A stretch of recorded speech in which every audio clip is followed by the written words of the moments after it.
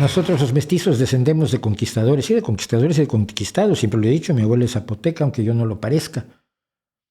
Es que ahí es donde se identifica luego a la gente con sus ancestros de una manera muy curiosa.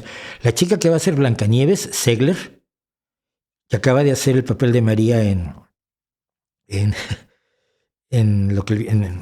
o sea, West Side Story. Ay, qué bien, porque es una chica latina. O sea, a ver, su abuela materna era colombiana. Se casó con un estadounidense.